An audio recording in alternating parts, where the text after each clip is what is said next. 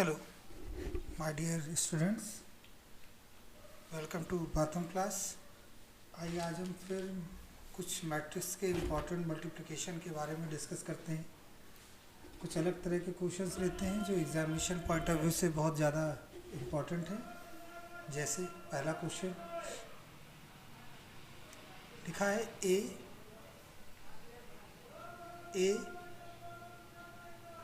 Equal to 4 0 2 6, ठीक है, और b equal to 2 4 4 6।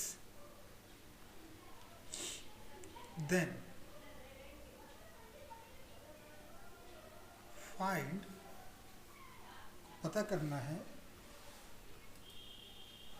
Then find a plus b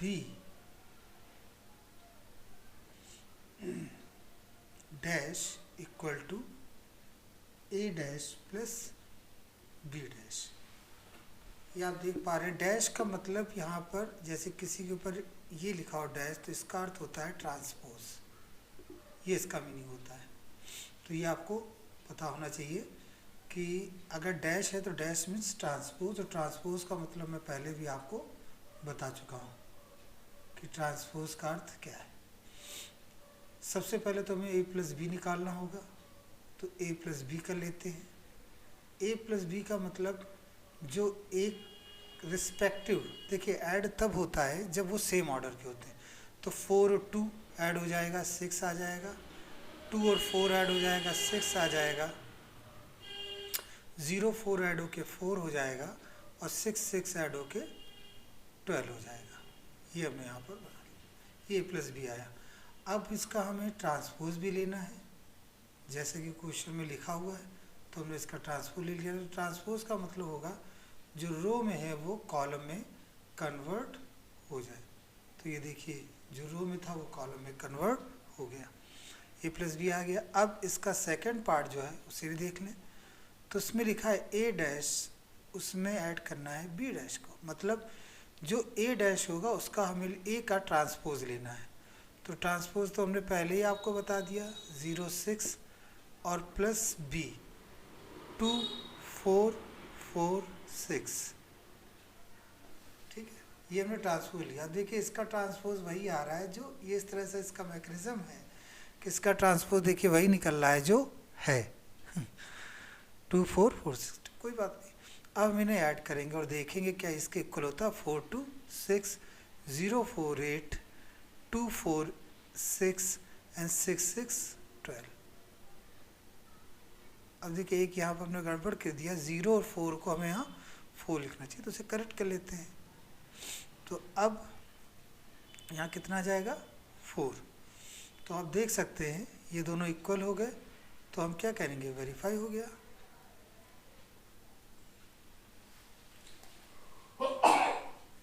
sorry.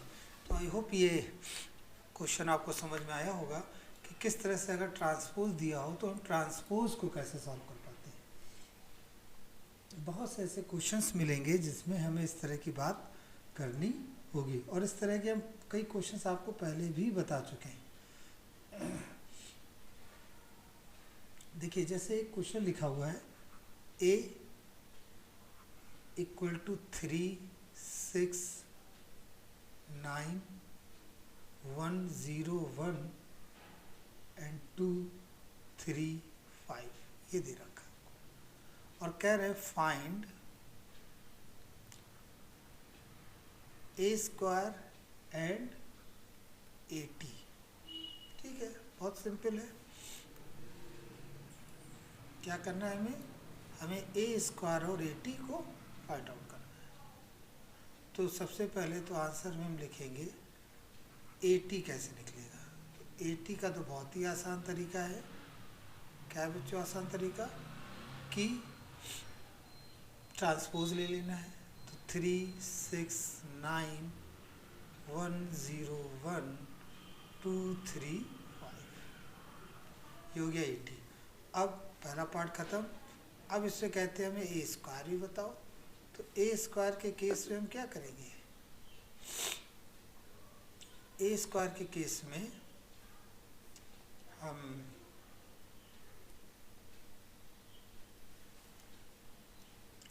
लिखेंगे 2 बार ए 1 2 6 0 3 9 1 5 और इसमें ही हम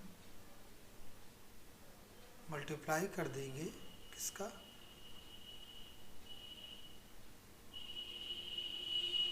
इस चीज़ का, सेम चीज़ का। तो देखिए ये हमने मल्टीप्लाई कर दिया और ये सम, देखिए ए स्क्वायर में ए का ही मल्टीप्लाई होगा, क्योंकि ये दोनों सेम ऑर्डर के, इसलिए मल्टीप्लिकेशन तो 100% संभव है, उसमें तो कहीं कोई दो राय नहीं। लेकिन हमें मल्टीप्लाई कैसे करना है इस पे हमें ध्यान दें। तो हमने ये पहला कॉलम ले लिया और ये पहली रो ले ली। तो देखिए 3 3 जा 9, 3 6 जा 18 एंड 3 9 जा 27, ये मिलेगा। फिर 3 1 जा 3, 6 और 9। ध्यान ये रखना कि हमें फर्स्ट कॉलम फर्स्ट रो को ही देखना है। 6 12 एंड 18, ये मिलेगा। अब सेकंड कॉलम और सेकंड रो, तो ये 6 आ जाएगा, 0 हो गया, 6 हो गया, ये 0, ये 0 और ये 0। फिर ये 3 हो गया, फिर ये 0 हो गया और फिर ये 3 हो गया।